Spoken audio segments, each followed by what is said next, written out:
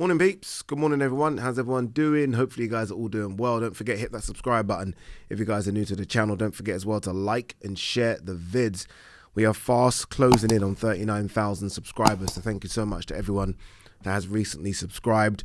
I remember doing a video a couple of weeks ago and I think I said 40,000 subscribers would be very good before the end of April. We're going to get that before the end of February, I think. So again, thank you so much to everyone that has subscribed, all the old school subscribers that are still around. Really appreciate you guys as well. All right, a couple of lives to tell you about for this week. Tonight, we've got a live at 8 o'clock where we're obviously going to talk Beterbiev versus Yarde, AJ Franklin, what's going on with Fury Usyk. There's a lot of talk now going around about a rematch between Eubank and Smith, the elbow. So much to discuss. We'll talk about that at 8 o'clock. And then the live watch along this Saturday, we're going to get going at 8 o'clock for that one as well. Pleasantly surprised, by the way, that it isn't on pay-per-view. I thought it was, and I think it's good that it's not on pay-per-view, because if Yarde does pull off the miracle, the big upset, there's going to be more people watching it on BT Sports than there would be on BT Sports box office. So I think that's a very good decision. All right, let's get into the stories. Let's see what there is to talk about today from the world of boxing. Let's start with this one. Callum Johnson. Yarde has a puncher's chance, but has nothing Beterbiev hasn't seen before. Yeah, look, Beterbiev's, I guess, faced everything, right? Both as an amateur and as a pro. You think of punchers. Callum Johnson was a puncher. Joe Smith Jr., known as a puncher as well. So he's had punchers. He's been in there with punchers before. Look, Callum Johnson had success. He knocked Beterbiev down, but I think we all know what happened when Beterbiev got back up. I think that's the issue. Look, we'll find out. We'll find out in 4 days' time how Yarde handles it, how he handles being in the ring with not just, I think, the best light heavyweight, but being in the ring with a feared puncher and a pound-for-pounder and a guy that can box as well. So look, it's Mount Everest for me for Anthony Yarde. When this fight was announced, I gave Yarde a 10% chance. I've probably crept up a bit to maybe 15, 20. But yeah, I'll be very surprised if Yarde gets this done on Saturday. Very surprised. But I mean, this is boxing. It has a way of surprising us all the time, doesn't it? Surprised us on the weekend. Let's not forget that. Dillian Whyte wants both a boxing and MMA fight with Francis Ngannou. I would bash him. He certainly wouldn't bash the former UFC heavyweight champion in an octagon. That's not happened. I know Dillian Whyte's had, I think, a couple of MMA fights before, and let's not forget he was a kickboxer as well. But yeah, those are times gone by. You certainly are not bashing Francis Ngannou in an octagon. It's not happening. In a boxing match, yeah, you'd be favourite. You'd be favourite to win. But even that's quite risky as well. Look, a lot of people are calling out Francis Ngannou. Obviously, Derek Chisora wants to fight. I think Tyson Fury said something to Seconds Out, Radio Raheem, the other day as well about wanting to fight. It's a big fight. It's a big fight. Everyone wants a go at the former UFC heavyweight champion. It's a big money fight. Let's see what happens. I guess Francis Ngannou is going to fight soon, right? He's healthy. He's ready to go. You'll have a fight in the summer. I have no idea who it's with. I still think it will be Chisora. But, I mean, there's a lot of people that want it. And if you're Francis Ngannou, it should all be about the money. It should be about the money. What fight generates the most money? I think a Chisora fight generates a lot of money. But obviously a Fury fight, we're talking big money. We'll see. Deontay Wilder wants Andy Ruiz, final eliminator, to come off. Yeah, man, what's going on with this one? Everyone says this is done. I think Eddie Hearn mentioned it being done months ago. I don't know why we haven't got an official announcement for it. Like, what's the hold up? Is it money? It always seems to come down to money, doesn't it? I think this is a fight that generates a lot of money. Maybe, if it's on pay-per-view, does it do $1 million? No. Does it do $500,000? I think if pushed and promoted correctly, yeah. I think two former world champions who want their belts back, African-American, Mexican-American, those have always done well. I've said that before. I like the fight. I really do. Look, all the big name heavyweights have got fights lined up now. So this is really the only one that hasn't. Obviously, Fury Usyk, and we hope that's going to be sorted. You've got Joe Joyce versus Yuli Zhang, AJ versus Franklin. It looks like it will be Dillian Whyte versus Otto Vollen, we hope. So this really is the only one. Maybe Hrgovic as well. But most heavyweights, we kind of know what they're doing. So look, we hope that this one gets announced very, very soon. What else have we got? Reports here that Conor Benn's UK anti-doping investigation has been held up over lack of cooperation. What is going on here? This is kind of what I was talking about when I said that Conor Benn, for me, needs to go to the Court of Arbitration for Sport and not the WBC route, because it needs to be cleared up. Do you know what I'm saying? Like everything, every box needs to be ticked, every single box, not one box. The box that's being ticked right now is the WBC box. We need every box ticked. And I feel like the Court of Arbitration for Sport would make sure that all boxes are ticked. Man, I have no idea what's going on here, because it's so weird, isn't it? Because you've got Mauricio Sulaiman saying that Conor Benn's okay to fight. I think Eddie Hearn is coming out and saying that he's okay to fight. But then you've got the UCAD now saying, well, you know, we're holding up our investigation because of a lack of cooperation. I'm guessing that's with Conor Benn's team. Conor Benn is always putting that Instagram post and screenshot saying, I'm ready to fight. I want to fight. What's happening? It's a mess. It's a mess. And, man, I don't know. I don't know how this one plays out, but I don't think it plays out anytime soon. Put it that way. Now, I want to quickly talk about Billy Joe Saunders. You guys have probably seen the video, and I think Billy Joe Saunders has put a few clips up on his Instagram or Twitter with his interaction with Ben Shalom, obviously of Boxer.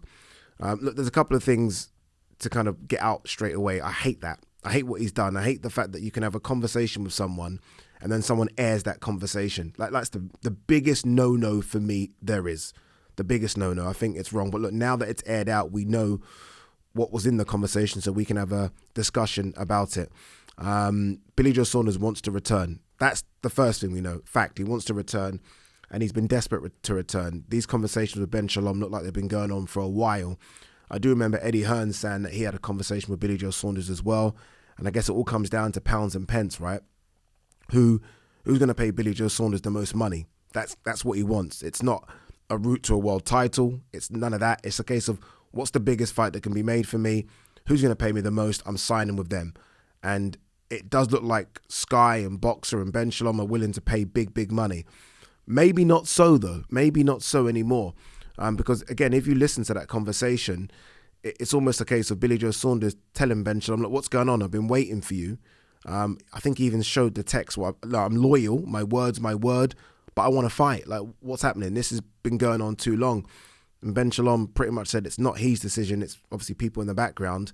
He also said something along the lines of, look, you know, if it doesn't go through, I'll give you $100,000, but I want to see you fight, which I guess is another topic of conversation. But look, Billy Joe wants to come back. It will 100% not be with Boxer and Sky. Like, if I'm Ben Shalom, I don't work with you ever again. Again, you can't air those kind of conversations out. So that route's been blocked. So I guess now it's either Matchroom or Queensbury. I don't think there's any reason to go with Wasserman, just because there are no big fights that can be made for Billy Joe with them at 168 or 175. Where if you look at Queensbury's pool of fighters and Matchroom's pool of fighters, not just over here but in the States, there are fights that can be made at 168 or 175. So yeah, look, Billy Joe Saunders wants to come back. He's tough work, is Billy. Honestly, he's tough work. Again, airing that conversation out for me is just such a no-no. It really is. I mean, obviously, look, he feels like he's probably been let down by Ben Shalom, but that's a private conversation with Ben Shalom. It isn't a case of showing texts. And I mean, Javante done that a little bit with Eddie, but it wasn't as bad. And Adrian Broner done that with Eddie as well, but it's not as bad. But this, for me, is not good.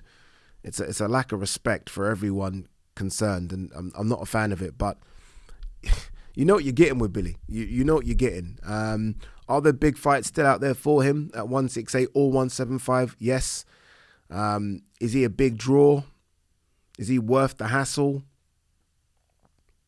Not sure. I still feel like him versus Eubank is such a big fight. I feel like that can happen at 168, and I think that will do good numbers. And that's probably the fight that Billy Joe was looking for on Boxer. That's the fight that makes sense. But I don't know. I don't know what the hold-up is. I'm not quite sure if there's a lack of interest from Sky, if Sky have like, okay, we've started to overpay a bit too much for these. Because look, one thing we are hearing with Sky and Boxer is that they're paying big money, and you do wonder if they're getting a return on it. I do think a few of their pay-per-view events have done well. I'm guessing Calm Brook done very well, and the one in the weekend might have done okay as well. But they're paying a lot. But they've won the bidding war a couple of times with Matchroom. I guess we've seen it recently with Okoli, and Ben Whittaker's won as well. So maybe they're thinking, you know what, we're paying a bit too much here now, and maybe they've pulled the plug on sort of paying over the odds. But look, Billy Joe wants to come back. I think he's a character. It's nice to have him back. But again, I hate people airing conversations. I hate it.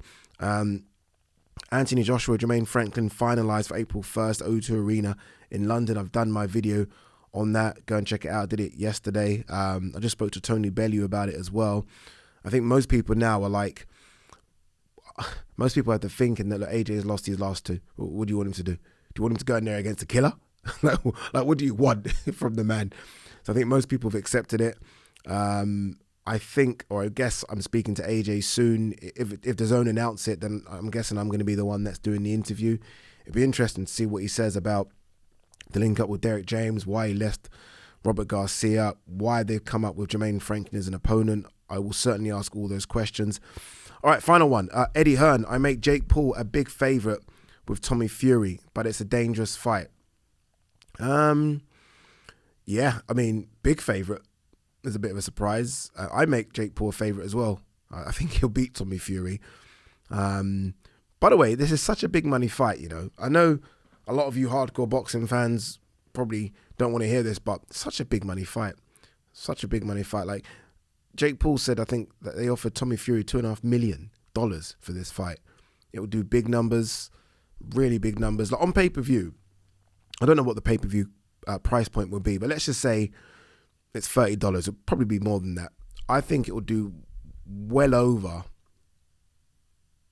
300,000, 400,000 pay-per-view buys. I don't know if you guys think that's big or not, but for me, that's big. That's Javonte Davis numbers. That's Errol Spence numbers. That's big numbers. But we'll see. We'll see. February 25th. I kind of want to go out there for it because those events are quite crazy. And it's a who's who of the celebrity world out there as well. And you know me, I'm getting a bit bougie nowadays, so it'd be nice to get out there for it. But anyway, guys, girls, I'll see you guys at 8 o'clock. Should be fun. Make sure you're there. Get your questions. If I put it up, get your questions in now because you know hundreds of questions come in and I can't answer all of them. Peace and love.